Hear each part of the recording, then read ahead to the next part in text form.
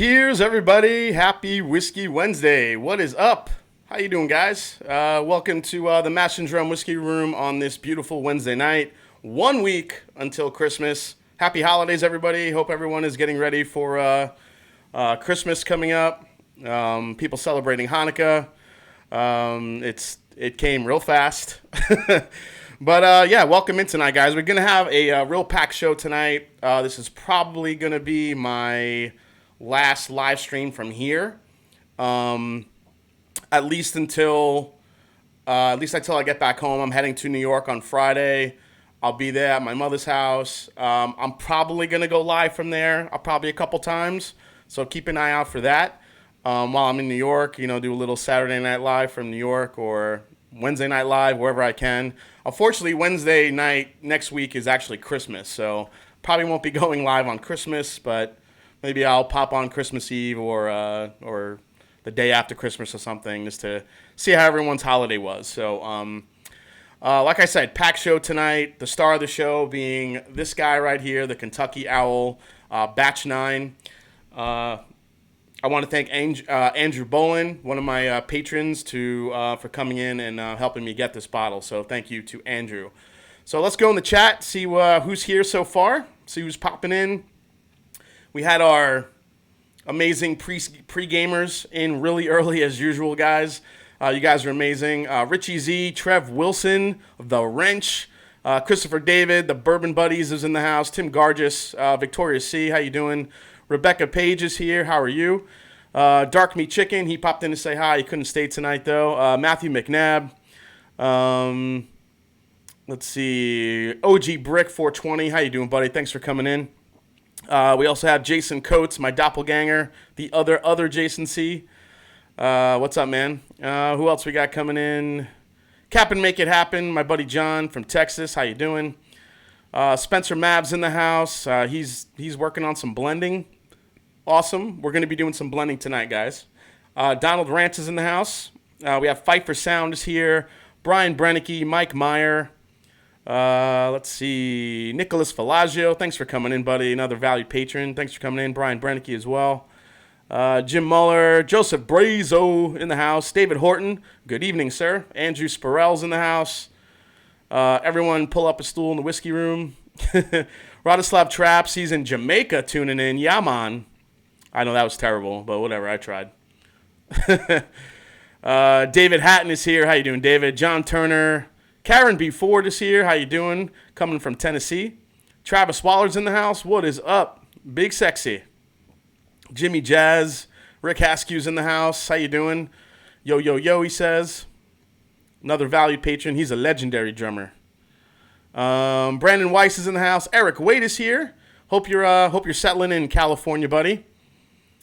He says he is sipping on a little Firestone in Robertson, Texas, straight bourbon, getting ready for his Texas Whiskey Marathon through March 2020. That's a lot of Texas whiskey. Looking forward to that one. The Electron Clouds in the house. G-Man. Monica Willits is here. Nice to see you, Monica. I've missed you. You haven't popped in the chat in a while. I know you've been busy, but thanks for coming in.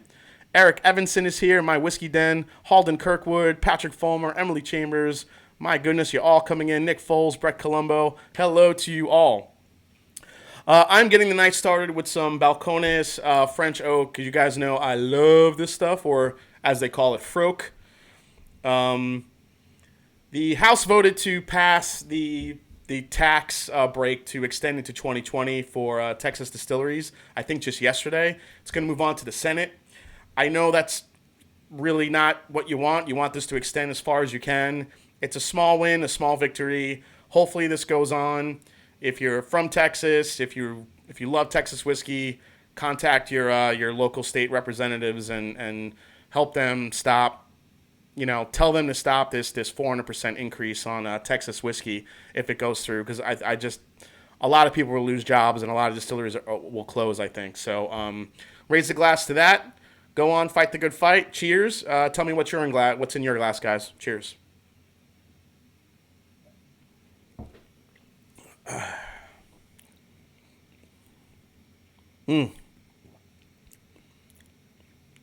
Is it national? Oh, it is national. That's right. I did read it was national. It's not just Texas, guys. It's national. So all your favorite craft distilleries could really hit a hard time. Big distillery, craft distilleries just like Garrison Brothers, which have kind of caught up to the pace of creating some great Texas whiskey. They're to the point where they're turning profits now. You get to a certain point where you start selling enough whiskey that you get to a point where you could start making money now. And now basically your whole profit margin will be taken in taxes. So what does that mean? That means employees will probably lose their jobs, and it'll be a lot harder for these distilleries to stay afloat. So definitely contact your local representatives and fight against this thing, guys. All right. Eric Evanson says, firstly, what's the mash bill on the Owl? Well, we'll get into that. It's a bunch of sourced different whiskeys with different ages and different mash bills all blended together. But I made a nice little graphic for that, so I'll show you guys that. So what we're gonna do tonight, guys, is we're gonna save this one a little bit for later on. But what I do want to do is I want to crack open some bottles here that I haven't been able to get to review because there are so many releases this year. There's so many just bourbons and whiskeys just to try to keep up with, that people really wanted to kind of know about how it was. So there's just some other stuff that either got too late or that just I couldn't squeeze in before the end of the year. So I have some of those bottles here tonight. We're going to crack open, do some quick reviews.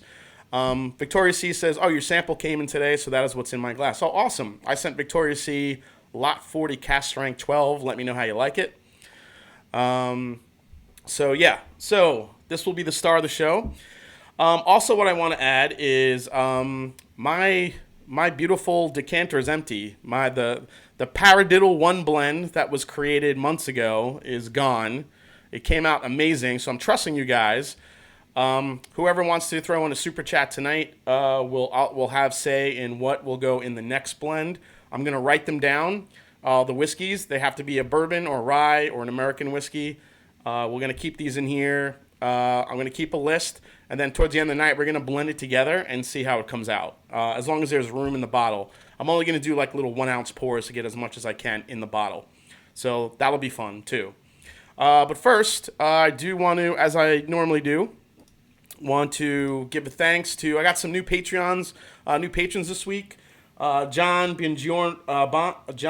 Biaggiorino, he just became a patron today. So did Leo Shavira. I also had Brian Lar and Gary Knapp become patrons. So thank you guys. I appreciate it. And looking forward to your input in the channel upcoming. So yeah, if you think about becoming a patron, please do. As little as $1 a month. Support the channel, hang out, have some fun. All right, so let's go back here. Oh, we already have our first super chat from Rick Haskew coming in with a $14.99 super chat. Thank you so much, Rick. Cheers to you. And we're going to have a little something different with the super chats tonight, guys. Instead of me banging a cymbal, I'm going to show you I put together some bloopers from a couple of my last videos. So, Rick Haskew, you get blooper number 1. Enjoy, guys. Released in November 2019, this offering coincides with the 100th anniversary of the enactment. Try that again.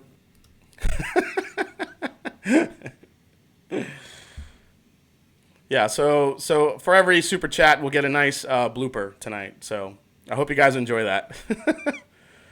Hey, Michael Klein's in the house. What is up, buddy? Thanks for coming in, man. All right, Rick, you could start it off tonight. What do you want to put? What the first whiskey do you want in the blend? Let me know what you're looking at getting. You could just highlight me and just let me know. I'll start keeping track and writing it down, guys. All right. Yeah, so when I was filming that video, that was for the Volstead review. There was so much history I was trying to remember and trying to communicate that I had a lot of bloopers. I must have shot that thing. I had about 40 minutes worth of footage for that damn thing, trying to get through it. I hope everybody enjoyed that video. That was a fun video to do to talk about all that history, but my goodness, it was like I had so many bloopers, I decided to like cut them up and like show them to you guys tonight. Thought you'd get a kick out of that one. Hey, Richie Z's back in the house. Moose76 is here. Let's see. Sorry, I'm just trying to catch up. Yeah, Rick Askew, if you can, throw in the chat what you want your first whiskey to be in the blend tonight, and we'll make that happen. In the meantime, let's go to some whiskey news. Not too many news stories, guys, but did want to tackle a couple news stories. So, oh, wait, before that, we have Nicholas Velazzo just came in with a $3.99 super chat. He says, in honor of George T. Stagg's birthday on 12/19, very, very good. Throw in Stagg Jr. All right, Stagg Jr.'s going in, buddy. Speaking of Stagg, my next review, which will be released Friday, will be for the new George T. Stagg 2019. And Stagg Jr. does get involved, so just to let you guys know. Yaman. Pal Joey's in the house. Says, hey, Jason, boys, drums question, Buddy Rich or Gene Krupa? For me, it'll always be Buddy Rich. Buddy Rich, to me, was way ahead of his time. So I have a lot of respect for Krupa too, but I don't know, Buddy Rich to me, he was kind of the first one that I ever saw that like had me speechless. I can't even talk about him now. Just watching him play and what he did, his fills, his style, the way he could switch from a traditional to a modern drum technique, it was incredible. So. All right, guys, here we go. Let's go into the first news story. It's for the old Fitz. As I always like to say, get your wallets ready. Heaven Hill announced the fall 2019 bottled and bond. So this is a wheated bourbon distilled in one distillation season in 2004. This is the fourth and oldest release to date. So this will probably be pretty coveted. This limited edition bourbon was bottled in 2019 at 100 proof and has a suggested price of $150. Bottles are showing up in store as of this month. So keep an eye out for the Old Fitz 15. I would love to get my hands on one of those. I was a huge fan of the last release I got my hands on, which was the 13. I'm hoping the 13 is just as good. Next one up is Bardstown Bourbon Company coming through with another bourbon. These guys are churning out some really interesting products. Bardstown Bourbon Company this week announced a new partnership with the Prisoner Wine Company, launching in January 2020. So, Bardstown Bourbon Company, this takes a 9-year-old Tennessee bourbon and ages it for 18 months in Prisoner French Oak red wine barrels.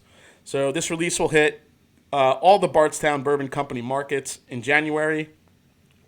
Next year, though, it's going to expand into new markets, including Washington, D.C., Maryland, Delaware, Colorado, Nevada, Texas, and my home state of Ohio. This is bottled at 100% ABV. I'm sorry, 50% ABV. Wow, that would be 200 proof. This straight bourbon carries an MSRP of about $125. So the one thing about these Bardstown Bourbon Company releases is they are very pricey. Coming up next, take a look at that room, guys. This is a massive Scotch whiskey collection. Could be worth an upwards of $8 million at auction. American businessman Richard Gooding died in 2014. He left behind what has been described as the perfect collection of Scotch whiskeys. I know all you Scotch whiskey lovers out there are drooling right now. The Perth-based company Whiskey Auctioneer believes it is the largest private collection of whiskey to ever go on sale to the public. The collection includes more than 3,900 bottles of whiskey, which are predominantly single malt Scotch. Gooding, who once owned one of the largest soft drink distributors in the United States, spent over 2 decades building his collection, which he kept at his home in Colorado in his own private pub. The collection includes such rarities as a Macallan 1926 60-year Valerio Adami, the Macallan 1926 60-year Fine and Rare, and a Springbank 1919 50-year. The auction will be held on Whiskey Auctioneer from February 7th to the 17th, 2020, and April 10th, 20th, 2020. Like, holy crap. And the last news story, and this one has kind of caused a little bit of a stir the last couple days. Rick Askew, I saw you. Any year handy. Got it. Perfect. Is this The new announcement of a Weller single barrel label hit the TTB, the Alcohol, Tobacco Tax and Trade Bureau website. From the looks of it, this could be released and proofed at 97, somewhat in the middle for wheated bourbon. Now, interestingly, the rarely spotted white label Weller CYPB created using data from bourbon lovers' preferences is proofed at 95. So everyone's kind of wondering like where this proof came from. Now, the thing that is interesting about this, we don't know if this is actually going to be an actual product yet, but it did cause some stir, in the whiskey world, just because. Okay, look, I don't have any insight into Buffalo Trace's financials, what they have in stock, what they do as far as how many, they do tell you how many barrels they make. I don't know what they have aging. I don't know all those stats. What I do know is that most Wellers now are very hard to get. You just added a Weller Full Proof to the lineup not that long ago, which is supposed to come out in August of this year. Most people still haven't even seen a bottle. And now you're coming out with another one that some people are saying is supposed to supplement people that can't get their hands on a store pick. So you're going to now supplement that bottle or those releases with a single barrel version of Weller. Unless you can meet the demand of your other Weller products, I'm sorry, I don't want another Weller. I want to see more. Now, it's hard for me to complain because I live in Ohio, which is, everyone knows now, you can get Weller Special Reserve and Weller Antique most days of the week. We're very lucky here, but it's not like that everywhere. Do we get CYPB 12 Full Proof? No, haven't even seen it. But other states that I go to never even sniff any Weller. So, maybe focus on helping the other people that want to get Weller. Just get some more Special Reserve and more Antique out there to the masses and not elongate the line again. If you're going to, I would say look what Old Forester has done. They made a brand new rye whiskey, their first new mash bill in a century almost, made it available, made it cheap. Everybody can get it. It's delicious. It's amazing. Is it the most complex thing in the world? No. But they made it available to everyone. And, kudos for that, Say what you want about Woodford Reserve. They did the same thing. They introduced the wheated whiskey. And, that is slowly rolling out to everyone too. If you're going to make a new offering, let everyone get their hands on it, please. All right, I'm done preaching. Dusty Dan's in the house. What's up? Wildlife and Whiskey is here. How you doing, man? Thanks for coming in. The Special Reserve. Oh, the Special Reserve is oak and smoke with. Yeah, Brent, I understand the Special Reserve is like okay, but for like my cousin, she loves the Special Reserve, and she can't get it. She doesn't even see it in Georgia. She was trying to find. I had to send her a bottle. So stuff like that. It's just. There are people that like there's a Weller for everyone now, but make them available, please. All right. I'm getting off my soapbox now. Okay, guys. So, as I mentioned before, I'm working on a blend tonight. Any super chat, you get to see a blooper and you get to incorporate or you get to tell me what you want in the blend. But let's start opening some bottles tonight. Let's go into some quick reviews before we get into the star of the show. First one up, which I haven't gotten to crack open yet, is Midwinter's Night's Dram Act 7. So I have not been able to get to this one yet. And here it is. Midwinter's Night 7, MSRP $99, 98.6 proof. This is still a combo of sourced whiskey and High West whiskey. So let's get into this tonight, guys, and see how this year's is. I have last year's to give a comparison, see how it goes.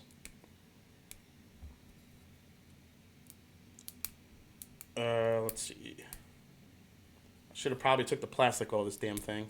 Jesus. Come on. There we go. Special Reserve isn't that good. Wild Turkey is better. David Horton. Yeah. I mean, I'll drink Wild Turkey. I go to my Wild Turkey 101 probably more than any other whiskey. So, oh, we have Rebecca Page coming in with a $2 super chat. She says, almost Christmas, so might as well throw in some ham. I like your style, Rebecca. Country ham. Going in. And for that, Rebecca, you get the second blooper of the night. Or is it the third blooper? Which blooper am I up to here?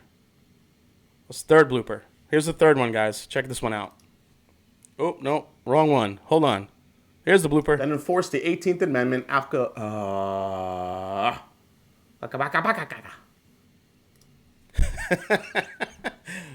hope you guys are enjoying those. I had a tough time getting through that video, as I mentioned. My boy says, EW, Edwin Williams Bottle and Bond over Special Reserve all day. Hell yeah, and it's way cheaper now. I agree, man. So many great bourbons out there for the money. That Edwin Williams Bottle and Bond is, I can't stand when it starts getting, focus, like it's gonna disappear, the price is gonna go up. I just have that feeling. I just hope I'm not right.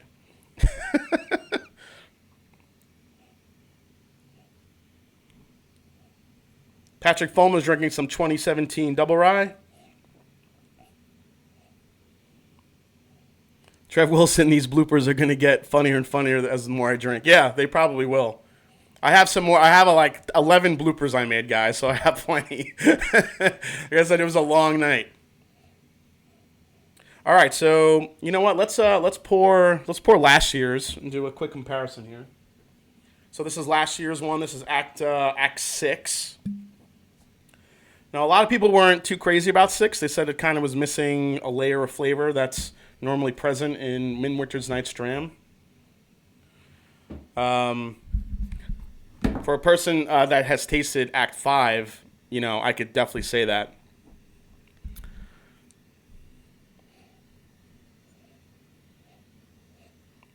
Dusty Dan's Whiskey Reviews coming in with a $5 super chat. Thanks so much, man. He says, I'm feeling some E.H. Taylor barrel proof. Damn, dude. All right. I got you, man. E.H. Taylor barrel proof. And here comes the next blooper. Here we go. Now, both are named after George Remus, known as the king of the bootleggers and the inspiration for F. Scott Fitzgerald.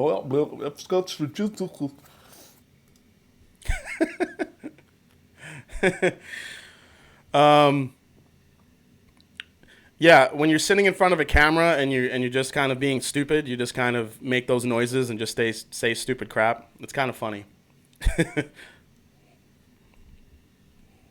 Chad Wallace, what happened to the Dancing Swanson? Oh, that'll come back eventually. I just want to do something a little different tonight, especially for the end of the year.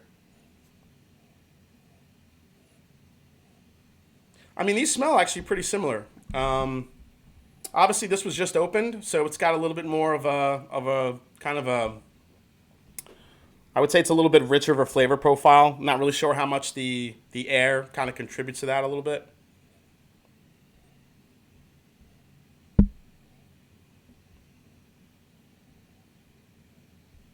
Yeah, I mean, it's a little bit richer on the 20 on the Act 7. So let's go for a sip, guys. Cheers.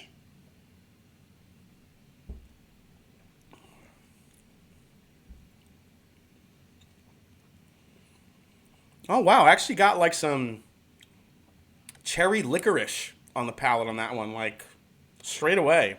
All I tasted was Twizzlers. I totally just tasted Twizzlers. That was nuts. Oak and Smoke Whiskey Reviews with a $4.99 super chat. He says, happy holidays, friend. Weller Foolproof. I do not have Weller Foolproof, unfortunately. I don't have that. That bottle was generously donated by Michael Klein. So you're going to have to pick something else, Brent. But for that, I'll give you another blooper. Here we go. George Remus was born in Germany in 1876. As a preschooler, he came to the U.S. with his family in Chicago. His father became a... Okay.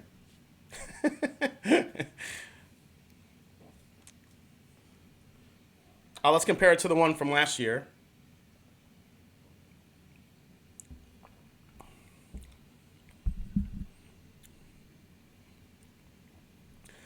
Yeah, last year's to me, and I think I remember saying this, had just a little bit more of a grape juice type thing going on.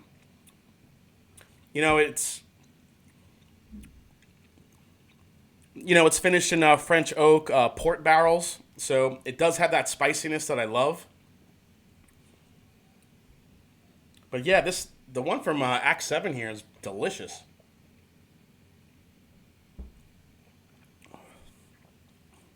It's like a spicy cherry Twizzler. Man, that's so good. I'm loving that one. Captain Megan Ham says you'll get your pick one day, bud. Yeah, I'm hoping. Let's see here. Arthur Lopez, Jason C. I'm finally home and going to sip some C919. So let's throw that in the mix. Arthur Lopez, I like your style, buddy. It's going in. And here is the next blooper. And patients can then buy it at pharmacies. So after studying the Volstead Act and finding this butthole,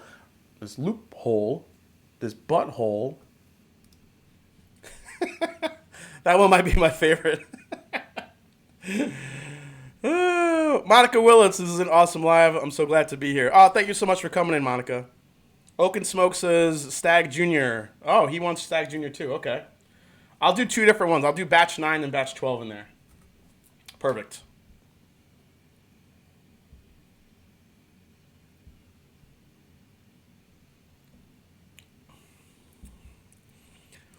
Yeah, the Midwinter's Night Stram for this year, the Act 7, I think if you're a fan of it, you'll definitely be pleased. I think it's a little bit better than last year. It's coming on with more of the cherry flavor, a little bit more plum. It's not like that kind of, this was more like grape juicy to me. It didn't have like such a deep, rich, dark mouthfeel either. This one just feels a little bit better on the palate for the new one. So, yeah, if you're a fan of Midwinter's Night Stram, Act 7 is definitely, I still don't think it's as good as Act 5 and the early releases, but it's definitely better than last year. Karen B. Ford for $5. She says, throw in some beaten biscuits. Man, you guys are throwing in some powerhouses. This is going to be an awesome blend. All right. Here's the next blooper. Here we go. So after creating his own trunking company, trunking? Did I say trunking? So after creating his own trucking company, trucking. Yeah, trucking.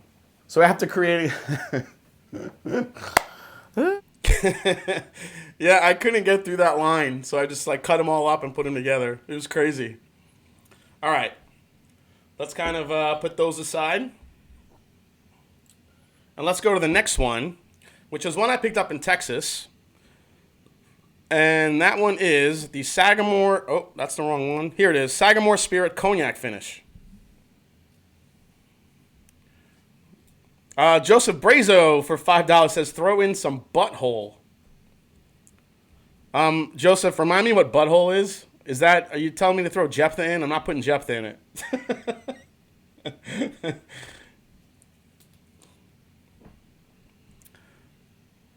So let me get this one ready.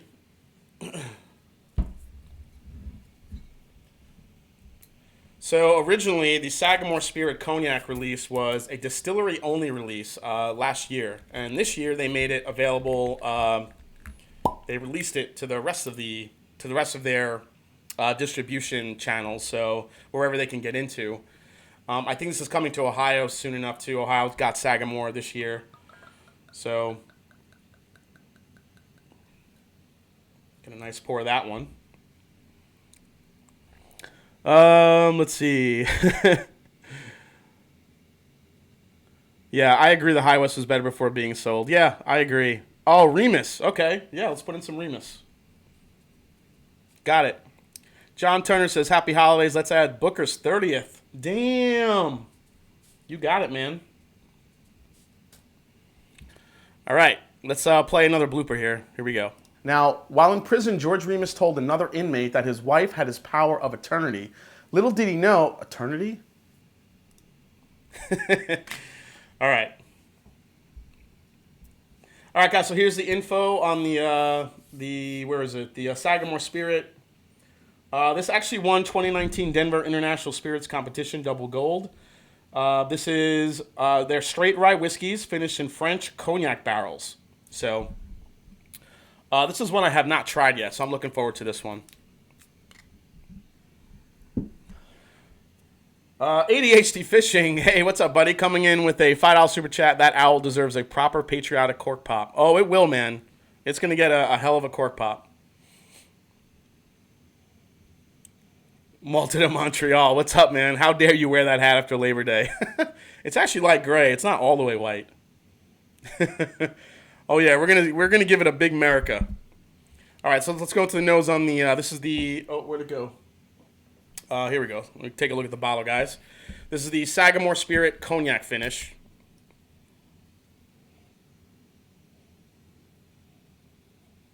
Rebecca Page, how about all super chats after it's going to get filled towards getting digital scale, or did you already pick one up? No, we'll make it work. Wow, this is really sweet on the nose. This might be sweeter than the Midwinter's Night's Dram. But this is coming through as more apple I'm getting than cherry. I'm getting like a nice, like a spiced apple note on here.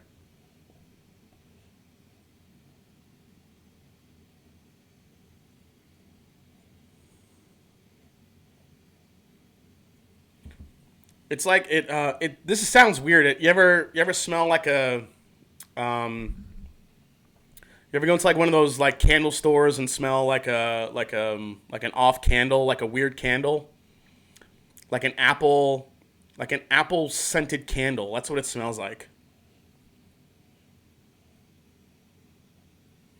Let's go for a sip.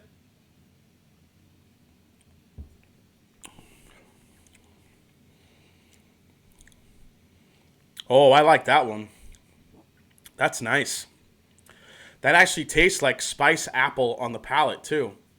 It's got a really nice apple, little cherry there, too, but not. This is way more apple focused. You definitely get that French oak, that spiciness, which is really nice. A little bit of like maple syrup.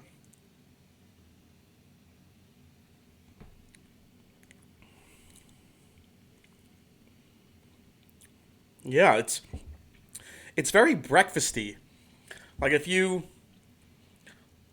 like, I used to go to International House of Pancakes. It's IHOP now, but you get the Rudy Tooty fresh and fruity breakfast, and you get the pancakes with the apples on top, and then you pour maple syrup on it. That's what that tastes like. It tastes like the apple menu item of the Rudy Tooty fresh and fruity breakfast. Yes, that's what this is. Hands down, and it's delicious. I like that a lot. Joseph Brazo, green bean casserole candles. Oh my goodness. Wise Guy, Whiskey Guy comes in with a $2 super chat. He says, Barrel Bourbon Dovetail. Oh, good pick, man. Dovetail. Awesome. All right. Let's get another blooper for you guys. Let's try this one. And welcome to this special episode in response to a challenge by a couple of other YouTube. Whoa. That was my Christmas. That was my Christmas episode in my Christmas story outfit. Hope you guys caught that one. That was pretty funny.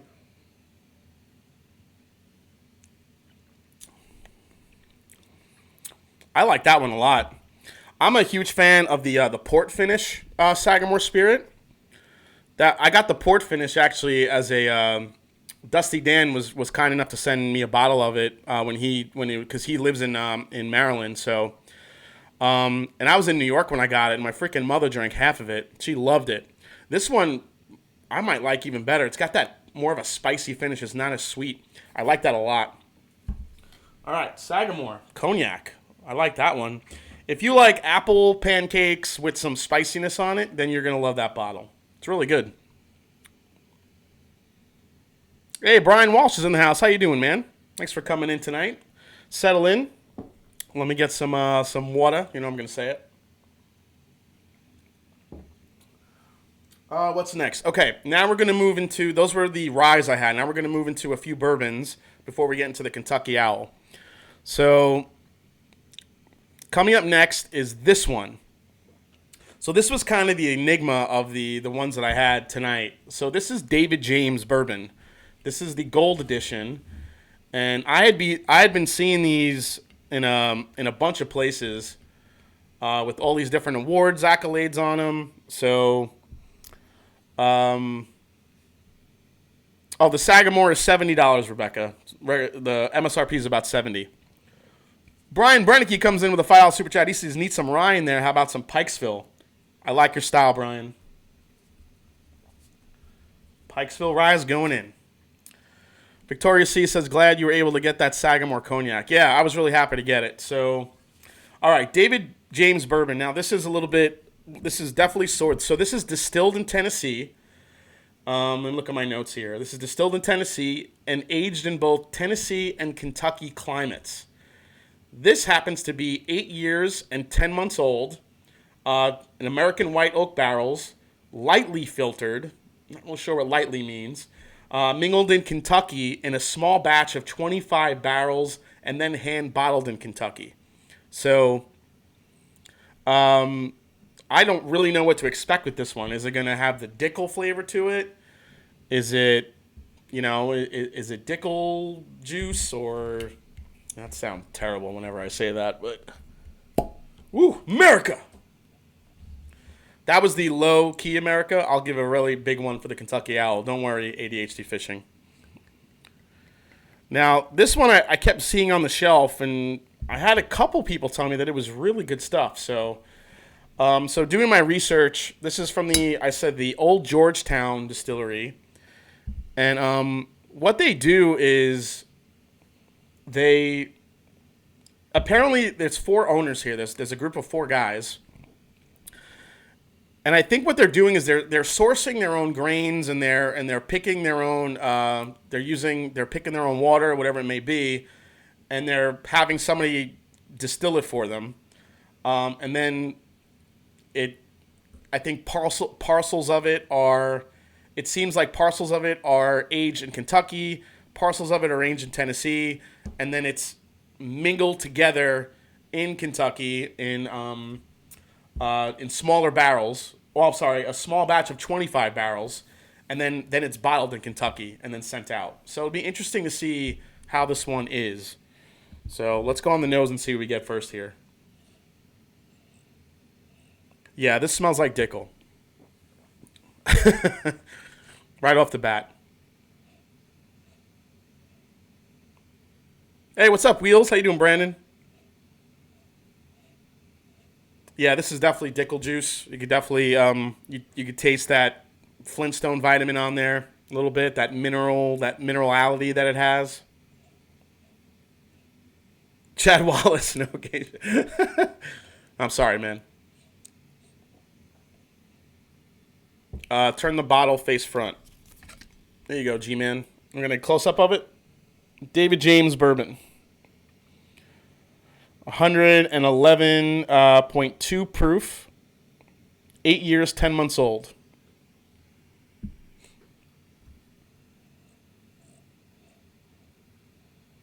This actually smells a lot like the George Dickel Bottled and Bond. It's got that minerality to it, but it also has a good amount of oak influence. There's a really strong oak profile in here. So you're also getting a lot of vanillas on top of it.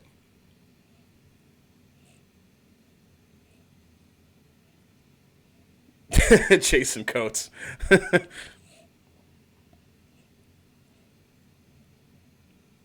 There's definitely some kind of a honey roasted peanut characteristic going on.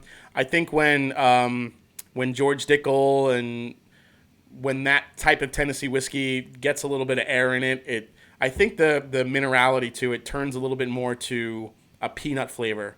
It takes a while to get there though, but I am smelling it a little bit more in here. But it's not as intense as a straight up George Dickel whiskey. So it's got a decent balance to it. Let's go for a sip, guys. Cheers.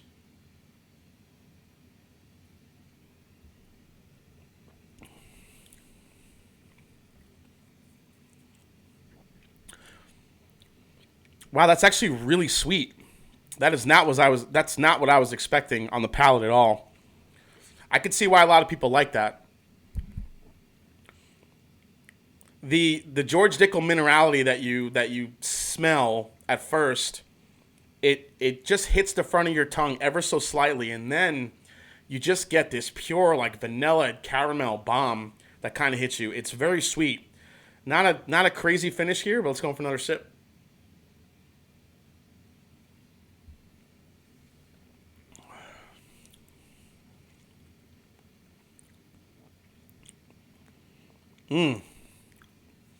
That's actually pretty good. I like that one a lot. Oh, Donald Rance comes in with a, let's see, $2 Canadian. The Irish gods demand some Irish cast strength. All right, I'm going to throw some red breast cast strength in there. Boom. Thanks, Donald. And for that, I'll give you another blooper. Let's go to this one. First up is a mixer. Now, for this one, I feel like it has to be affordable, flavorful, but not overpower a cocktail. For this one, I am choosing this.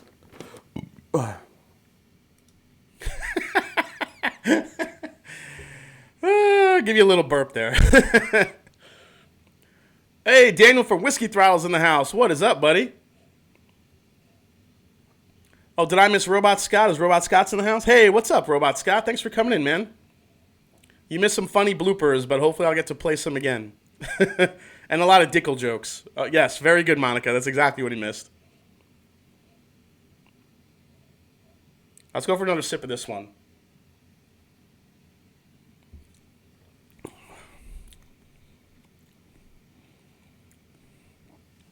That's good. It's really good. I mean, I don't think it's worth $70. I mean, it's Tennessee whiskey. I understand what they're doing as far as sourcing it, and it is older whiskey. The problem is it reminds me a little bit of the Bottled and Bond from George Dickel, and that one is, what, $35, and it's 13 years old. So that probably fights against it a little bit. But I can appreciate the balance here of the Flintstone vitamin flavor and some really nice sweetness. If anyone ever sees this, try to get a pour of it before you buy it, but I think you would actually really like this. This actually tastes like one of the sweeter barrel craft spirits blends that they do. There are a couple that are on the sweeter side. That's what this reminds me of. So, all right. Next one up, Knob Creek 12-year. Oh. Let me put that one aside.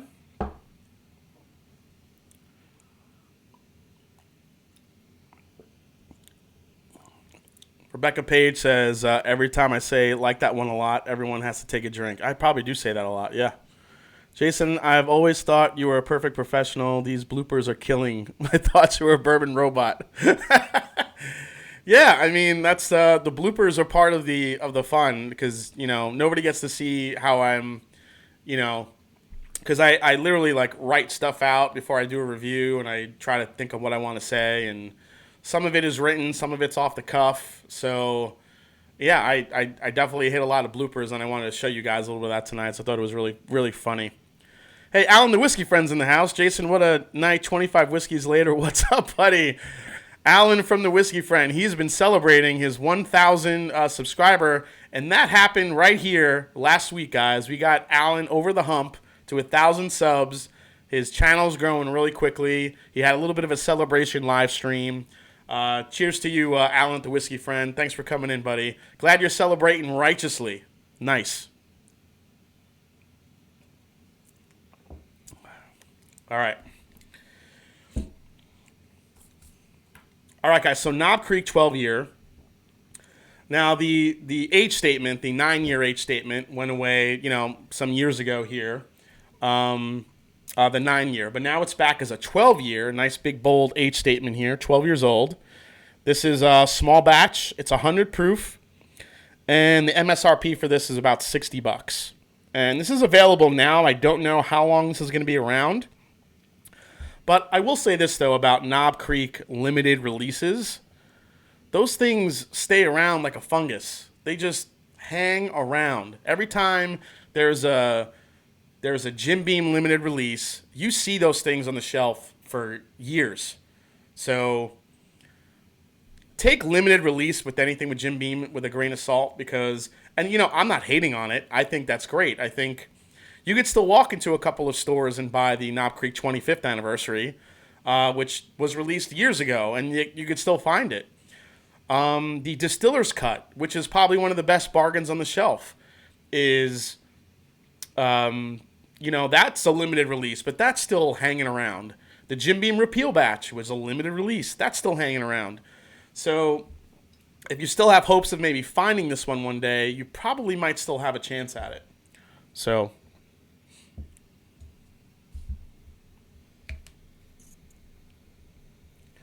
DH Silv says all the other knob limited releases have been super expensive, not $60. Well, I do understand that part of it, but they're still hanging around though. That's my point. I mean, you could still, if you're a Knob Creek or a Jim Beam fan, don't fret. You could still find them. Let's see. Whiskey Throttle says, how much are they charging for the Baker's 13 in your neck of the woods? The MSRP for it is $100, but I've seen it marked up to about $200, $250 in some places. I got mine for $150, which I didn't think was terrible, considering I did see it for $200, $250. But the MSRP on it is $100, but I have been seeing it go for upwards of $200 to $250 in some places, and it's completely not worth that. I think the Baker's 13 is very good, but the more I sip on it, it's just not giving me a huge... There's just no, super differentiation in the flavor profile from the regular Baker's for me. The only thing I'm getting is a little bit more oak. It still has that fruity profile. It's the same proof. You're still kind of feeling the same type of mouthfeel to it, the same type of experience. But for that, I would not pay, knowing what I know now, I wouldn't pay any more than $100 for that bottle. Because it's a cool bottle. It's a cool box. It's a great presentation. The cork on it weighs about 2 ounces. You think it's like metal and going to be heavy, but it's actually kind of a cheap cork. So it just didn't wow me enough to warrant the price. So I was a little disappointed in that one for me, personally. I know there's a lot of people out there that like it, but... I'm going against. I did a blind against the old Baker's one, just the the regular wine bottle, and the old 9-year, and I think I chose that one over the 13-year just because I just like the balance of it better. The 13 has more oak to it, and I think it's very good.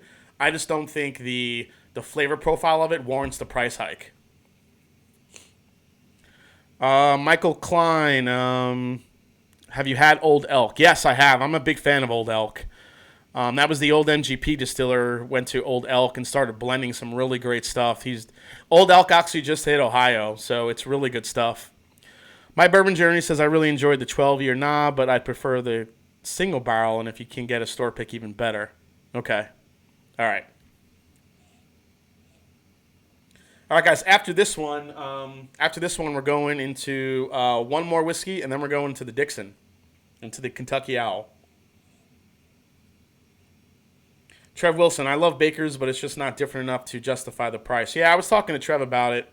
He won a sample, and I got one for him. So on the nose, this actually smells really nice. Very beautifully balanced nose. Just what you know and love from Knob Creek. A lot of vanilla, caramel, that peanut flavor. A lot of honey roasted peanut on here. Ton of honey roasted peanut. I'm also getting a little bit of a salt note on here. There's like a saltiness to it that I really like.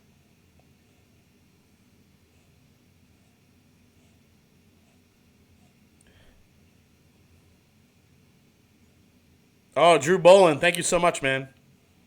Yeah, you might want to wait till I get back from New York for that, buddy. I appreciate it, though.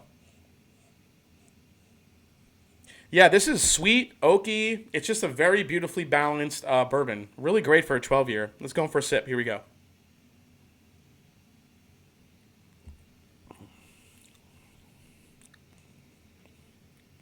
Oh, that's really good.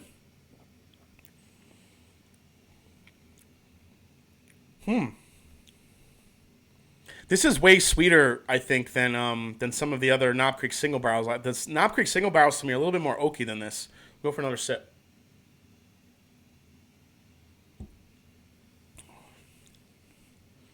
Well, no. Maybe not. I take that back. Second sip was definitely sweet. But yes, Scott, I would have to agree. It's a really good bourbon. It's sweet, really easy to sip, good oak profile, very nice balance to it. It's got a nice peppery spice on the back end. But this is 60, and you can get the single barrel, which is 9 years old, for like 40, 45. And it's a higher proof. It's 20 proof points higher. So, an extra 3 years of maturation, and but you're losing 20 proof points. Does that warrant the price hike? I think it really depends on what you like. For me, I'd probably rather drink the single barrel over this just because of the higher proof. But I think lower proof drinkers that like kind of an easier sipping experience but want a higher age will really love this. But I'm a huge fan of it. This is really good. Knob Creek 12. Hell yeah. That's a really good release. I'm not crazy about the price, though, but I can see why it's that high being 12 years old.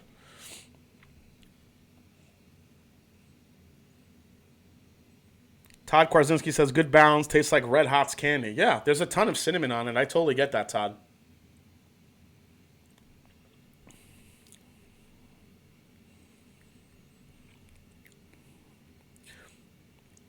I'm getting a cinnamon walnut note in this. Cinnamon and walnuts. Not that sweet, like overly sweet peanut flavor. I'm getting cinnamon and walnuts on here. Maybe it's because it's the older age. It's really good.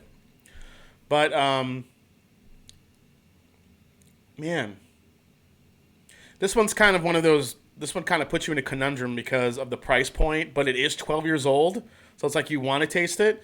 This has a really great balance to it. It's a damn good bourbon.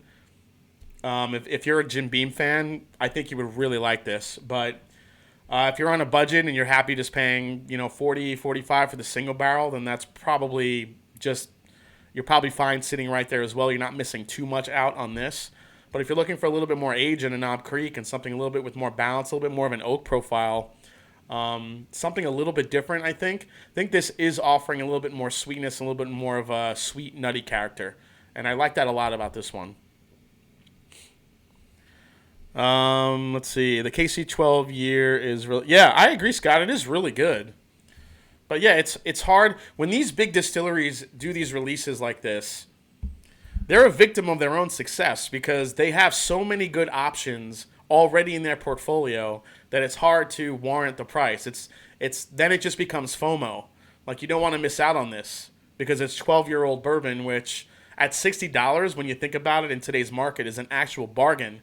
But this, they have the single barrel. They have the single barrel picks that can sometimes be upwards of almost 15 years old that are such good values. So you kind of have to weigh those options. It's not like a craft distillery that got this amazing juice somehow and is doing a limited release and you have to have it because then that's going to be it. Jim Beam, even though that this is out, they're still making damn good whiskey everywhere else. The Little Book 3, the Booker's line, the regular Knob Creek line. So that's where you kind of have to weigh what you want and what you're willing to spend. All right, last one. And I'm curious if anyone in here has heard this before we get to the owl. This is called Black Saddle 12-Year Bourbon. And the reason why I picked this one up is because this is another 12-year bourbon. And this is a California-based producer. Now, if you guys have ever heard of the Franklin Distillers... Franklin Distillers is responsible for Crown. They're responsible for Wathins, Medley Brothers, Potter's Bourbon, and this one called Black Saddle. So this is $50. It's 12 years old, 90 proof. This is sourced directly from Kentucky, from Franklin Distillers. Now, the thing with this one, and the reason why I picked it up, this just hit Ohio this week, is because this won a bunch of awards in 2014, I believe, at one of the competitions, and then it just kind of disappeared. I hadn't seen it, and then all of a sudden it shows up in Ohio this week. So there you go, a 12-year-old Kentucky straight bourbon whiskey. This is sourced from Kentucky, from Franklin Distillers. So I just had to taste it with you guys and see. Now, when you read 90 proof, 12 years old, what do you think of? You think of Weller 12. I mean, Weller 12 is a wheated bourbon. I don't think this one is. It doesn't say if it's a wheated bourbon. And all the information I found, it did not say if it was a wheated bourbon. So let's give it a go.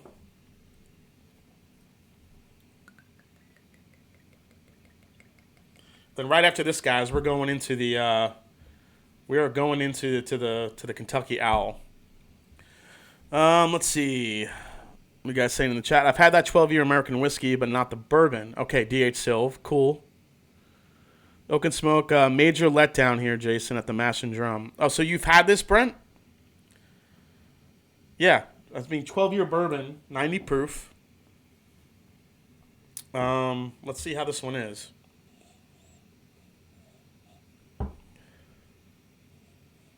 Oh, that's the Knob Creek.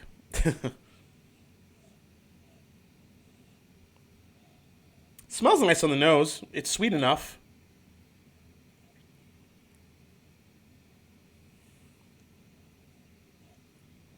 The thing that I'm already not liking, it's got a little bit of a bitterness to it, and I could smell it on the nose here. And that's the one note on a bourbon that just completely kills it for me. Is a just kind of a weird bitterness to it.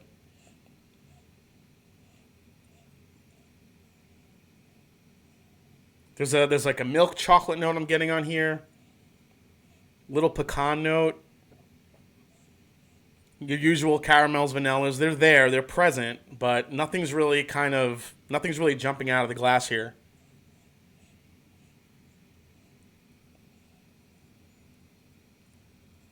A little bit of a cherry. All right. Not bad. All right, let's go to the palate. Here we go. Cheers.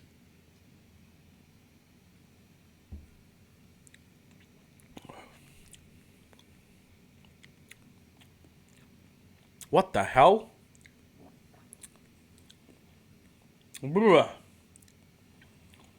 What just happened? That's one of those bourbons where you're thinking one thing in your head and then you taste it and it's completely different.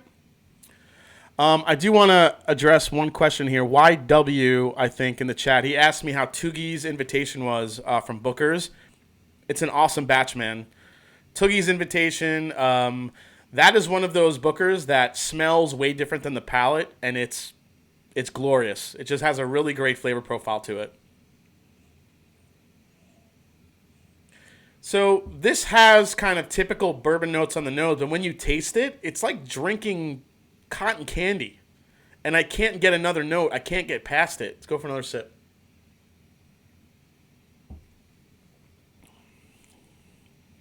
Oh my God. That's like drinking pure sugar. That is so overly sweet. There's just, for a 12-year-old bourbon, there's very little oak in there. I mean, really not much of a finish. Just a ton of just candy, overly candied. My word.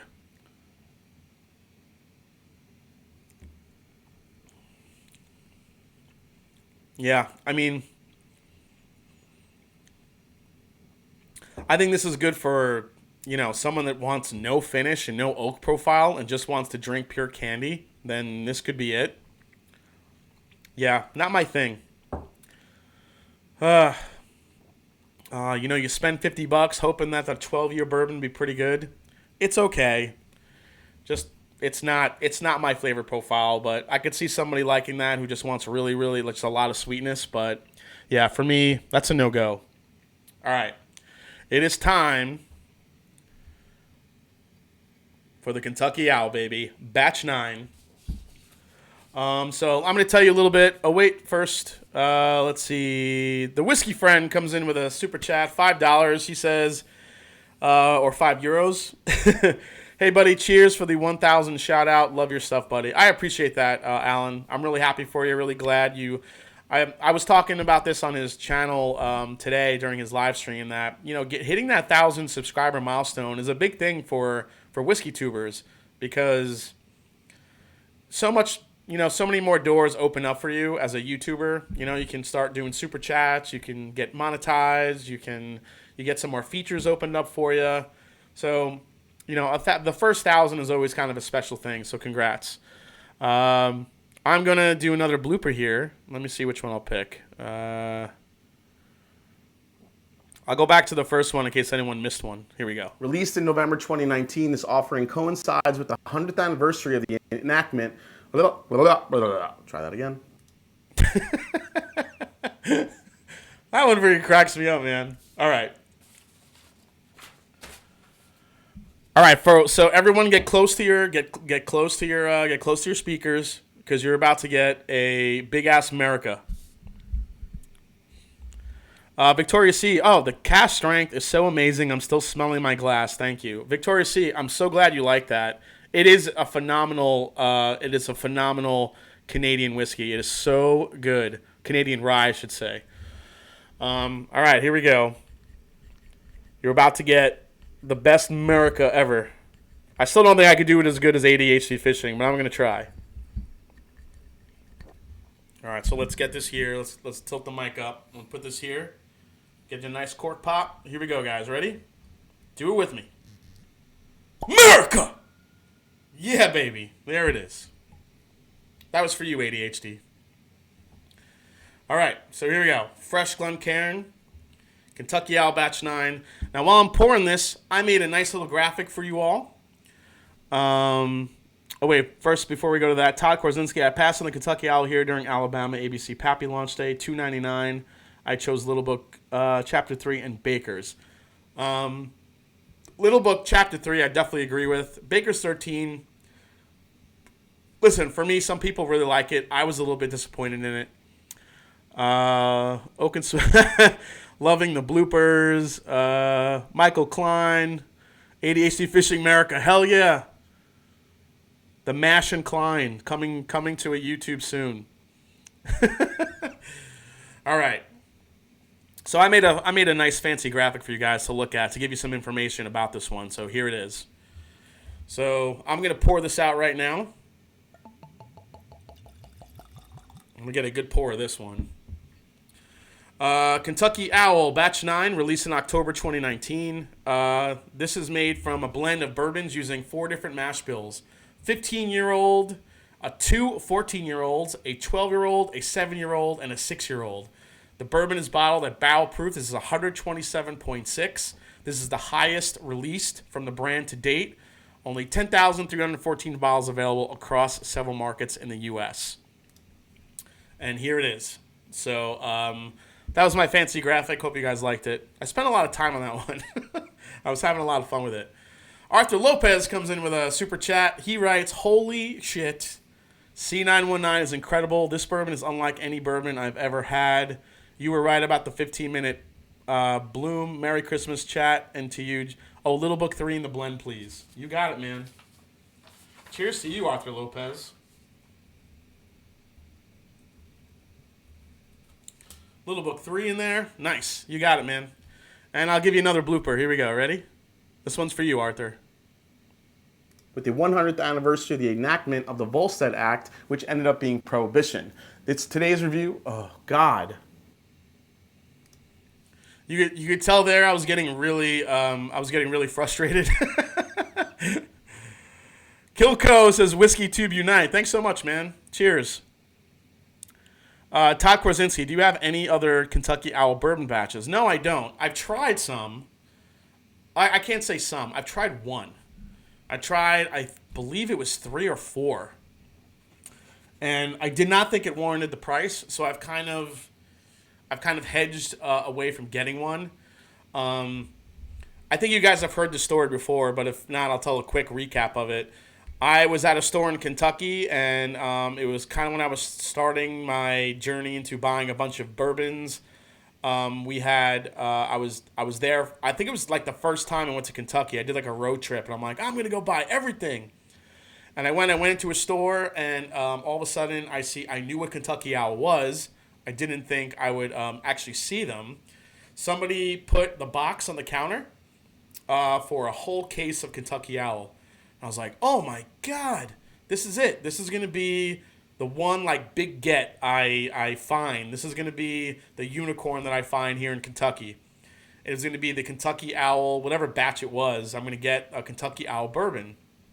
I go up to the counter and the salesman is there, and I'm like, is that really the Kentucky Owl bourbon? And he goes, yeah. I'm like, yeah, I want a bottle. He goes, well, they're five. I forgot what the price was. I think it was like $500. Yeah, it's $500. I'll grab you one. I'm like, no. I don't want the case. I just want one bottle. And he must have gazed at me for like a good 10 minutes. It felt like. He's like, no, sir. That's one bottle. And I was like, okay, thank you very much. I'm going to go buy some Heaven Hill Bottle and Bond. And that's when it was available at the time. So that was kind of a major idiot moment for me. But yeah, it was fun. So the whiskey friend said, this is easy, 3:05 a.m., easy peasy, enjoying the show, but enjoying the whiskey even more. Oh, cheers to you, whiskey friend. 3 in the morning. Alan's just hanging out with us. What did Donald Rand say? Donald Rand cracks me up, man. Oh, he hoards the good stuff, he said. All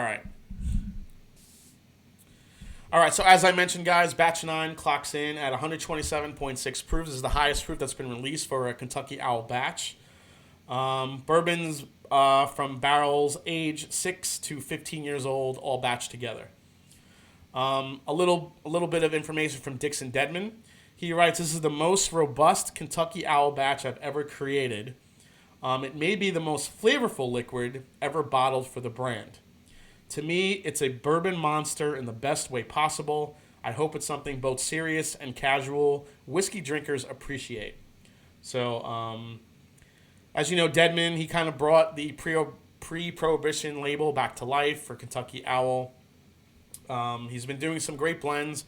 Big fan of his ryes. I haven't had enough of the bourbons to get, to kind of warrant a strict opinion.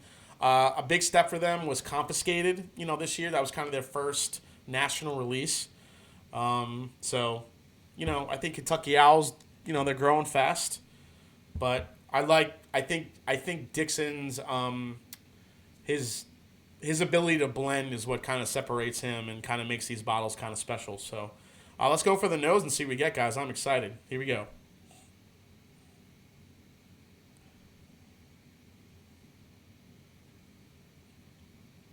Robot Scott, speaking of Kentucky, any more news on your meetup? Yes.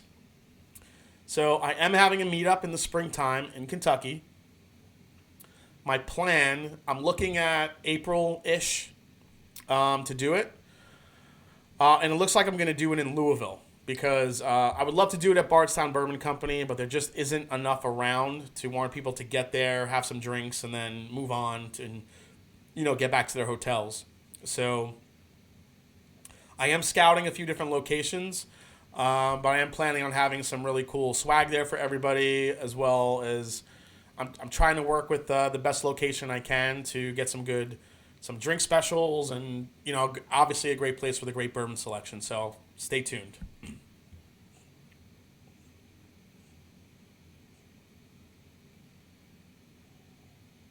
Yeah, so on the nose, it's very, very rich, but it's also very fruit forward on the nose.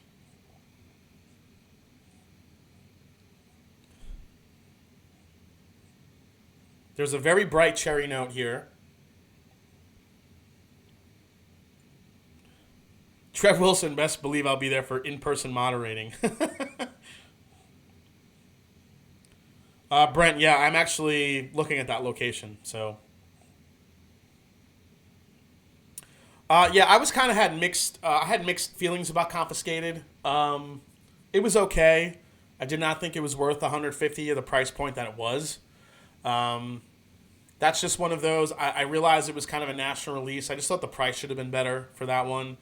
I wasn't super impressed with the juice in it.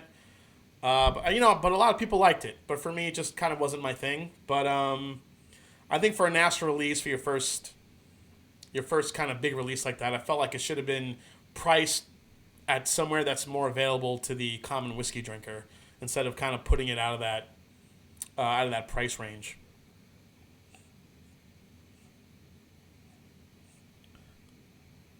This is very, very fruit forward. A lot of dark fruits here. Getting raspberries. You ever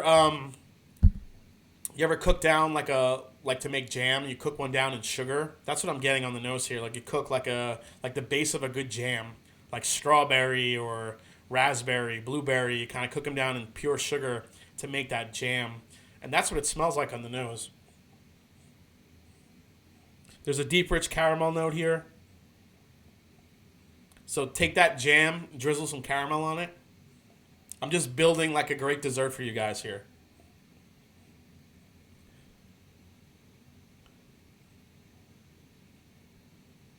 Whiskey Business says it's $99 at Costco now. Oh, it came down in price. Whiskey Den confiscated is $110 here. Okay. Donald Rance, yes, fruit compote. Yeah. I don't know. At $100, is it worth it? I don't know. For me, I think there's better stuff out there for, cheaper, honestly.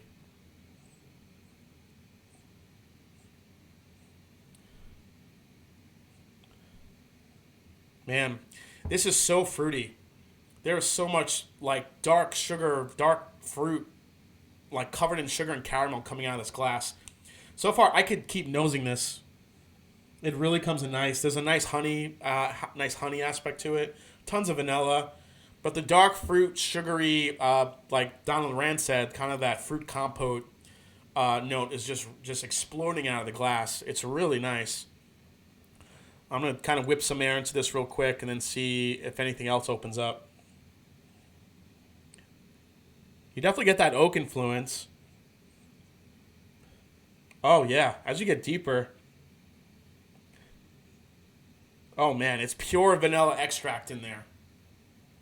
The vanilla extract kind of fought through the the fruit compote notes, exploding out of the glass now. Man, you really get some air in this thing, and the vanilla just. Yeah, but those fruit notes. All right, so it's fruit compote drizzled with caramel and vanilla extract now, and a little bit of oak. All right, guys, I'm ready. Let's go for the first sip. Kentucky Owl Batch 9. Cheers to you all. Thanks for hanging out on this Whiskey Wednesday. Here we go.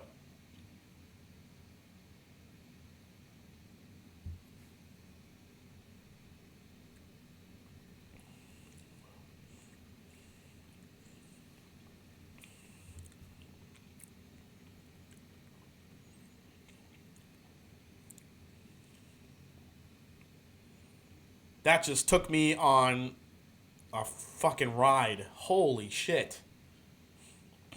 That was incredible. First sip. What the hell is going on? Wow. I'm sorry, guys. I'm a little lost for words here. There's so much going on. I'm trying to process for you to kind of lay this out, how it tastes. I gotta go into another sip here.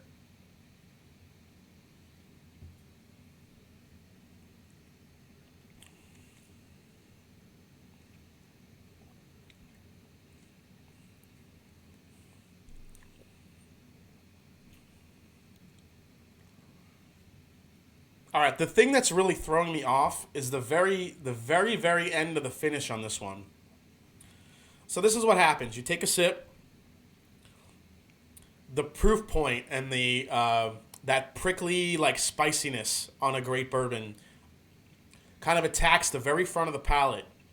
It's like black pepper and cinnamon just kind of dusted right in the front of the palate. Then all of a sudden, that dark fruit, just my goodness, the entire middle of the palate, really good proof point, very creamy, caramel, berry.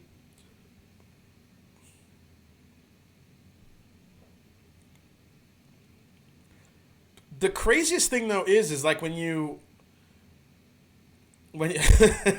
Moose 76, what does any good blend need? Ardbeg? You want to put Ardbeg in it? Moose? What the hell? It's Christmas. Well, we'll see what Ardbeg does. You know what? There's so many high proof bourbons in here. I don't know if you're going to really taste the Ardbeg, but I'm going to throw it in there. I might do an interesting component. Man. So the reason why I was pausing is because after you swallow this and you're feeling the proof point and you just kind of feel it go down your chest, all of a sudden you get this burst of almond, like this strong almond note, like right on the very, very end, like sweet almonds.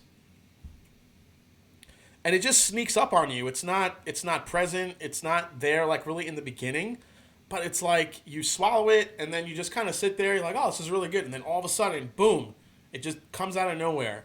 It really takes you on a ride here through spicy, fruity, long finish, and then all of a sudden this almond caramel note just explodes at the very end after you think like the experience is over.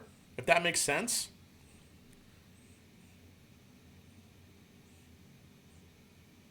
Yeah, everyone's like, yes, you will taste the Ardbeg. um, Jason Co says the question is whether you'll be able to taste the bourbons. Yo, I am not using Dark Cove in that blend. Hell no. No way. Man, this is a very this whiskey is an experience. This bourbon really kind of takes you to in different directions here, and I think whoever tastes it, it really can be something different for each person, and I think that's kind of the beauty of it. Um, the one batch I had, like I said, 4 or 5, I thought it was very good, but not nearly worth the price point. I wasn't too impressed with it. This one though has got my attention. Eric, wait, steal bourbon from Ma and put it in there. From Ma. Ma's not here, Eric. So what do you want to put in there, Eric? Eric, oh, you want to throw a Texas whiskey in there for your Texas whiskey month? ADHD Fishing says magic in a bottle, bippity boppity bourbon. How about Mama's mustard and pickles barbecue? What? Drew Bolin says, so I can't tell if you like it or not. You can't tell if I like it or not? I'm loving this so far.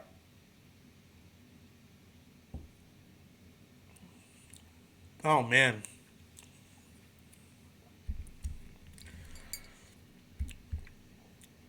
This is really good. This could actually be in one of my top bourbons of the year. Once I keep sipping on it a little bit. It's so good. It is so good. And there it is again. It's like you sip it, and then all of a sudden you take a little bit of a rest, and then out of nowhere, this sweet almond, this like honey-covered almond flavor just kind of bursts out of nowhere. It's crazy. I paid a little over $300 for this, and I know that's very pricey, but I was hearing great things about this batch, and I am not disappointed. It's absolutely delicious. I love it. It's so good. Whiskey Throttle, such a jabroni. Hey, right there, Daniel. Yeah, I'm not gonna put Ardbeg in it because it's just gonna kill the blend. So, but I appreciate the super chat. Thank you so much, man. Eric Wait, whatever is Ma's favorite. Oh, from Eric Wait, Ma's favorite. So that would be Henry McKenna. So Henry McKenna is Ma's favorite. I'll throw Henry McKenna in there. All right. G-Man, is it worth $300 compared to ECBP 58? That's a really good question, actually, G-Man. I would say this is definitely more complex than the Elijah Craig Barrel Proof. The Elijah Craig Barrel Proof has the flavor and the intensity and the finish, but this thing is a little bit more of a roller coaster ride. The Elijah Craig Barrel Proofs could tend to be, they're probably my favorite go-to bourbon when I could find it, as you guys know. But yeah, it's very straightforward. It's not as layered in flavors as this is. If I had to compare price points, I wish this was about probably more like $200 rather than $300 for that extra layer of flavor you're getting and the mingling of different bourbons in there. Now remember, Elijah Craig Barrel Proof, you're getting one bourbon at 12 years old. that's barrel proof, which is amazing, and I love it. This you're getting a blend of a lot of different types of bourbons, different mash bills, way more layered of flavor here.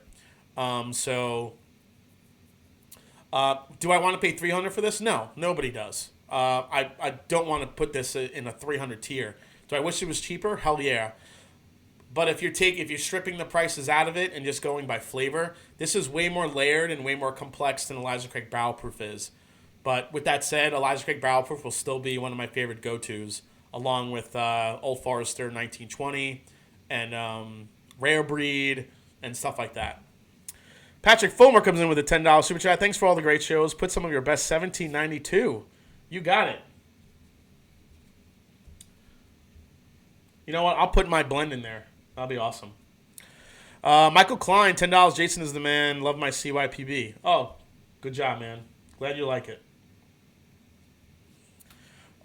Scotch Comic, add Old Grandad 114 in the blend. You know what? I'll do that instead of the Ardbeg.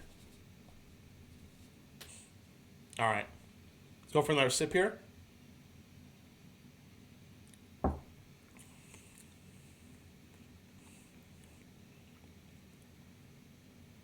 Yeah, there's a lot going on in here, man.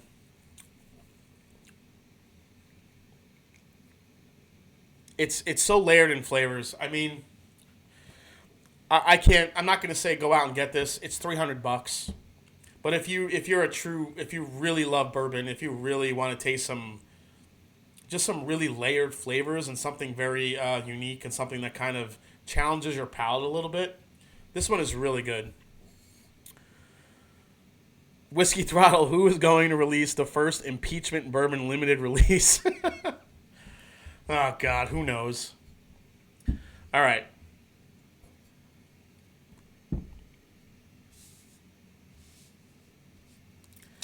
Scott Meacham says, love the hat, better than Booker's 2019-03. Scott Meacham, so does that mean you weren't a fan of the Country Ham? Let me see. I think I missed one here. Oh, Pal Joey had a question, I think. What did I miss?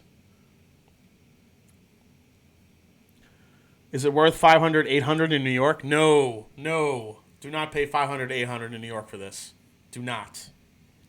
It's really good. If you're really into bourbon and if you're that type of person that likes to spend money on something very unique and something that has a lot of flavor to it, then you would probably enjoy this, but do not spend over retail for it. But it's very, very good. The layers of flavor in here, I cannot wait till this opens up a little bit more because I think it's going to be really incredible the more it opens up. So I cannot wait. So, all right. Scotch Comic, your show rocks. Loving it. Keep it going, Jason. Cheers. By the way, what was that good Canadian whiskey you said was great? Oh, that was the Lot 40 Cask Strength. The Lot 40 Cask Strength is just a delicious Canadian whiskey. Unfortunately, it's only available in Canada.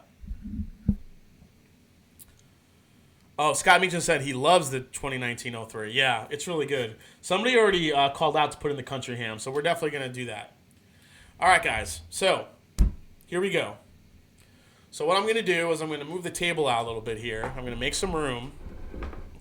And you're going to kind of see me scurry around because we're going to make the blend right now.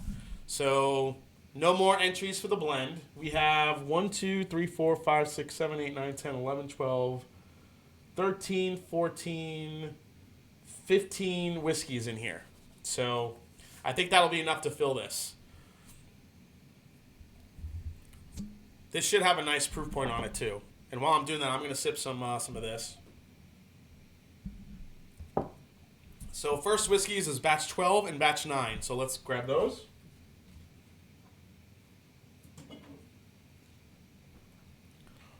Boom, boom, boom. I'm using very scientific measuring techniques, guys. I'm just kind of pouring it in. Going to do a little bit at a time. Let's pour a little bit of that.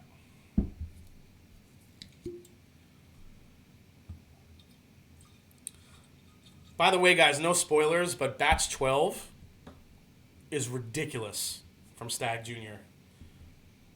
Probably the best batch since batch 9. Easily.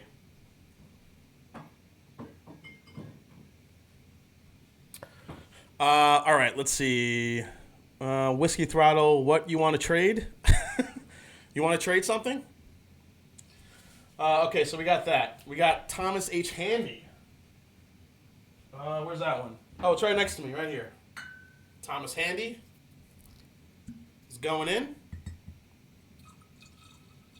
Pour a little that in there. We did have a 1792 request. I'm going to pour in, this is my pick. So I'm going to pour some 1792 in there. Okay. All right, so let me check that off. Handy and 1792 blend. Done. Next. E.H. Taylor Barrel Proof. All right. Trev Wilson says, I'm actively comparing 12 to 13. Rebecca Page, well, you definitely don't have OCD. Yeah, Lot 40 cash ranked Whiskey Throttle. I sent a sample to Victoria C, who's in the chat. She wanted to try it, and she's loving it. Yeah, I'm going to add OGD to it. Absolutely.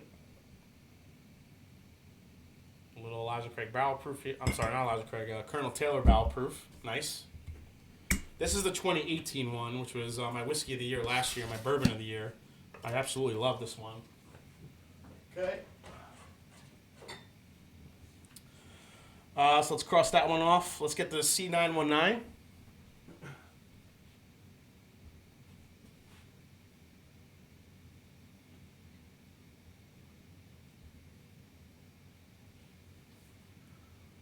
I also need Country Ham.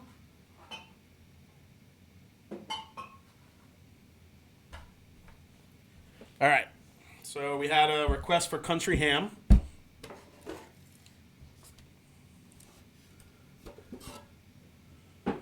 Scotch Comic, if you want a hat, you can email me. Email me here at themashanddrum@gmail.com if you want to get in contact with me to purchase a hat. And I appreciate it, man. Yeah, the hats are moving fast. They're really popular, so I'm really happy with them. Okay, Country Ham. Okay. Elijah Craig. This is the C919, someone that Arthur Lopez is drinking right now. He's loving it. Put a little of that in there. All right, what do we got next? What is that one? Oh, Booker's 30th. Holy crap. All right, let me grab Booker's 30th.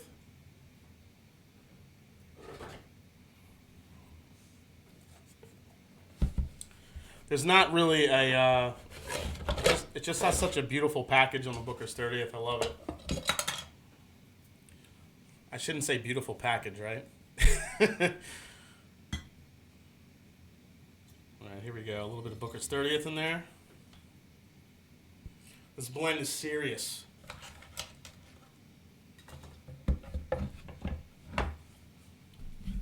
Okay, got Booker's 30th. All right. We have some Remus. We have some call for some Butthole by Joseph Brazo. So I will just throw the this one in here. The Remus Volstead. Eric Wade, heading out to dinner. Cheers. Take care, Eric. Thanks for coming in, buddy. Adding some Remus. Okay.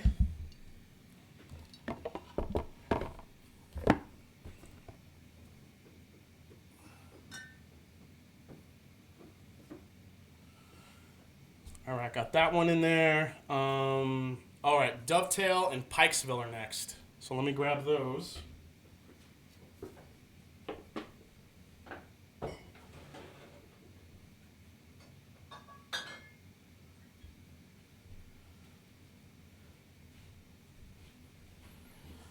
You know, soon enough, guys, I'm going to set up a second camera so you can see me doing all this. So that'll be coming hopefully next year. Have a dual camera set up. All right. Here's the Dovetail. which is absolutely delicious stuff. I love Barrel Dovetail. It's such a good whiskey. Here you go, Pikesville right here. Rebecca Page, well, at least this one doesn't have a half dozen Bell Mead pours like the last one. Yeah. The last community blend that we did, guys, together was so good. I mean, it came out so great. So, hoping this one is just as good. So I poured a little bit more rye in there to see how that would come out. All right, so we got Dovetail, Pikesville. Oh, yeah, we have Donald Rance wanted me to put in a cask strength Irish whiskey. Let's do that next.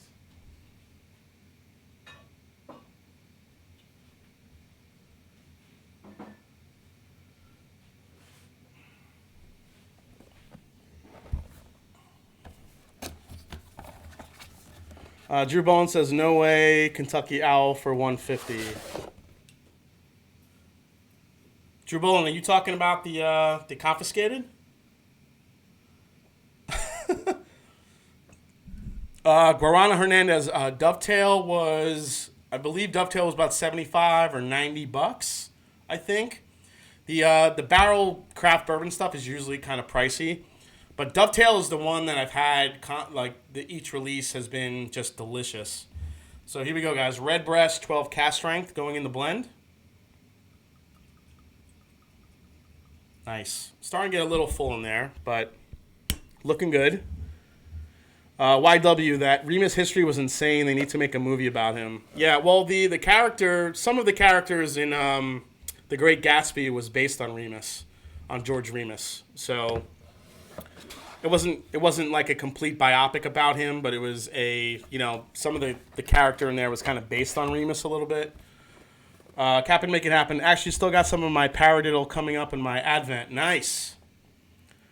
Joseph Brazow, you could auction this blend and make some scratch.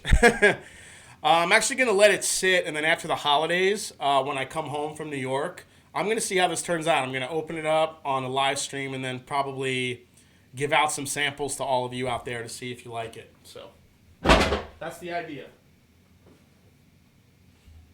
I need to get the beaten biscuits. Okay. They said they wanted beaten biscuits in there too, so we're going to throw some beaten biscuits in there. The damn Booker's boxes are take up so much damn room. Okay. Beaten biscuits in here.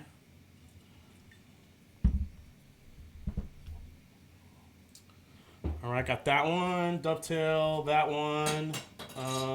Beaten biscuits. So we're missing Little Book 3, Henry McKenna, and Old Grandad 114. And then we're done. All right, let's grab them.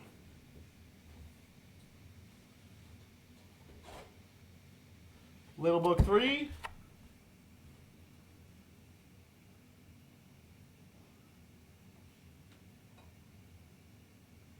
Old Grandad 114 and Henry McKenna.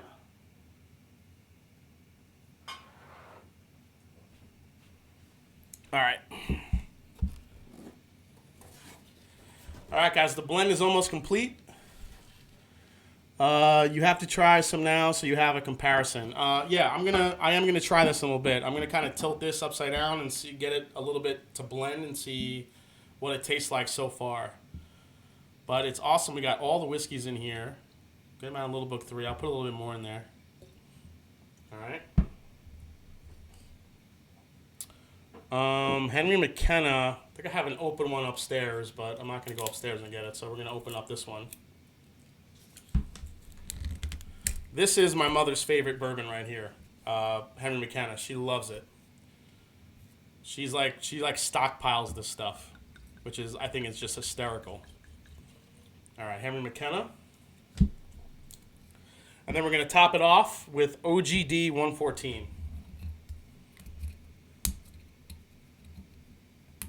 Arthur Lopez says, with all the Beam small batch Bookers, I don't think this blend can fail. Well, you never know, man. It's weird how different blends can affect each other. You know, the different whiskeys. Like, who knows what that Irish is going to impart, the Pikesville Rye. That's the kind of the beauty of working with different blends, you know? You just kind of never know. All right, this is a brand new bottle of 114, so it should be nice and spicy. All right, here we go. America. I feel like I owe ADHD Fishing like $10 every time I say that. All right, let's throw this one in. We still have a little bit of room in there, so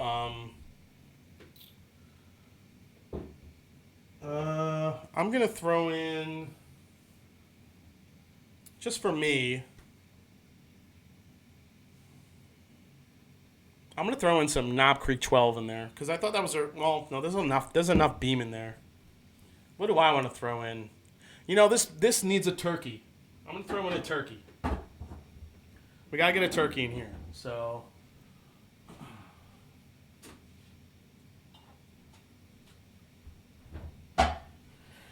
this is one of my favorite Russell's picks that I have. This is from the Mashville Bourbon Club by chance. That's what it's called. It's pretty cool. So I'm gonna throw that one in here.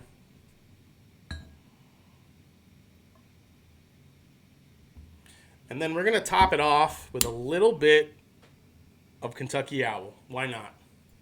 The star of the show. Let's pour a little bit in here. All right. That's it, guys. We made our blend. Awesome. So let's cap this off. Let's kind of blend it here. I don't know if this does anything. I'm just trying something.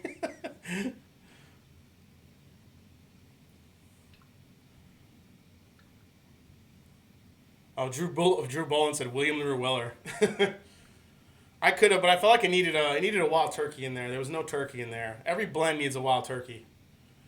So let's kind of mix this around a little bit and let's see what we get here. First impressions.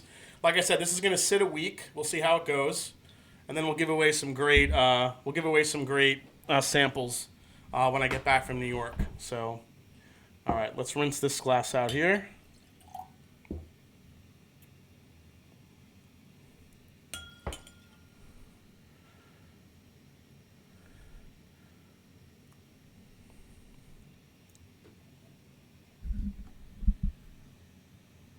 Man, that is like the Texas whiskey was in that glass, so that one was just smells like pure Texas whiskey. So I'm gonna try to get a cleaner glass here. Okay, yeah, that's better.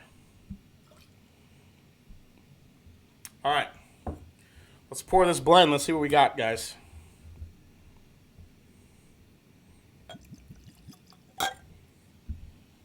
Nice. So far we got a nice dark color here. I mean, there's some damn good whiskey in here. So here it is, guys. The Paradiddle 2. Let's see what we get on the nose here, guys.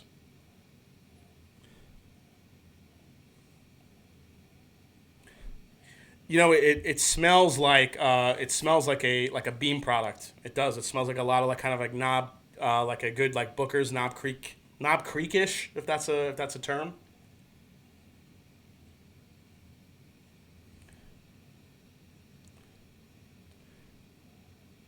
Oh, now it's get some more air. Now the fruit's coming out. Oh my God, I'm getting cookie dough on the nose, like pure like sweet candy cookie dough. Woo! It's like Pillsbury cookie dough. That's nice. Definitely some oak. This will definitely have a hefty proof to it.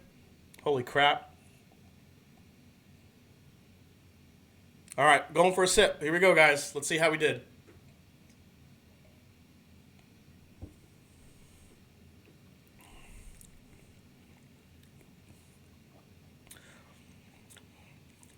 Damn, that's a flavor bomb.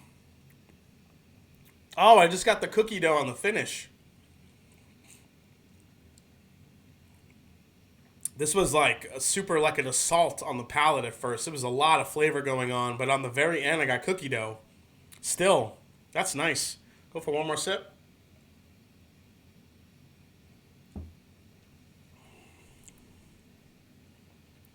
Oh, that one was really nice.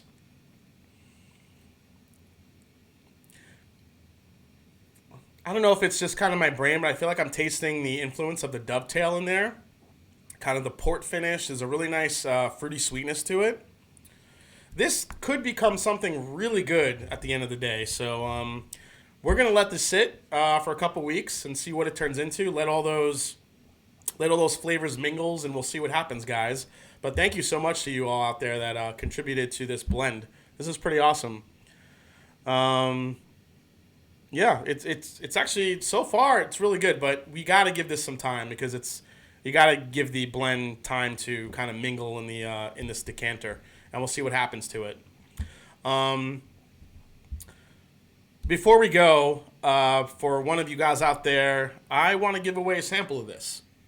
As you know, I love sharing my whiskey. This is one that one of you guys should try. So let's give out a sample of this. The only caveat to it, well, maybe I can get it out by tomorrow, but it depends if you email me your address quickly because I'm leaving Friday. I'll try to get this out to you tomorrow before I leave from New York. So let's try to give away a sample of this. And it's not against the bottle. I'm going to give you a trivia question here. This has to do with my Volstead review. So if you guys watched the Volstead review, not an overly complex question. All I'm going to say is, what was the name of George Remus's wife? First one in the chat to get it, and my chat will get a sample of Kentucky Owl Batch 9. And while I'm waiting, I got to throw some of these Bookers back in the box. Jesus.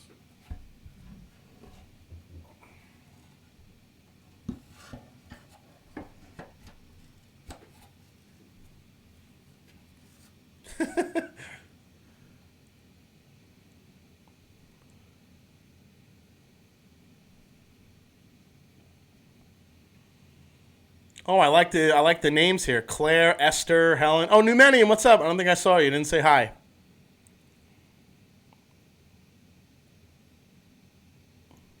Oh, crap. Jason Coates. Right. It's Imogen. Good job, buddy. Jason Coates, my doppelganger, comes through in the clutch. Yes, it is Imogen. Imogen was her name.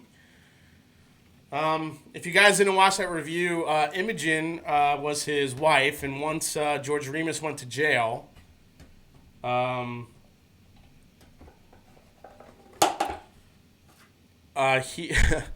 it's such a crazy story. George Remus's inmate, the person he shared a cell with, actually was an undercover prohibition agent.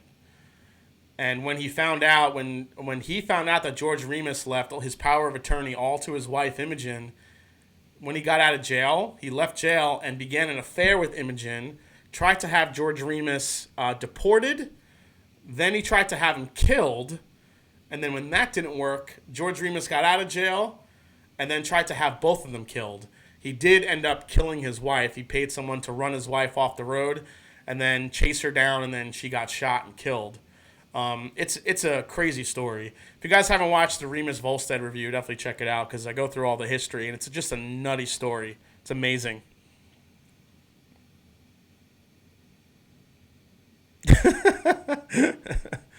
Yeah, her name is Imogen. Congrats, Coates. Good job, man. All right, guys, so a couple of programming things before we sign off. I want to just say my next review on Friday will be the George T. Stagg for 2019. The next one after that will be William Lee Weller for 2019, and then the Thomas H. Handy for 2019. I'm going to see if I could sneak a review of this one in, but I don't know if I'll be able to.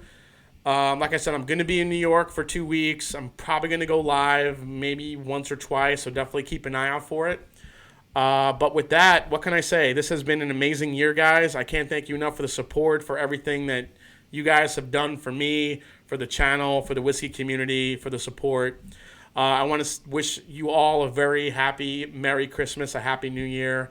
Have a safe one. Have an amazing one. And what can I say?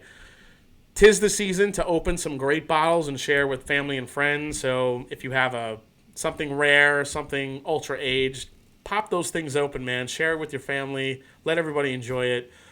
Share a great dram. Share a great story with a family member or a great friend. It's been great. So Have a great Christmas, everybody. I really appreciate the support. And yeah, if you're looking to buy one of these hats, please email me at themashanddrum@gmail.com. I'm looking forward to catching up with all of you when I get back or on a live stream in New York.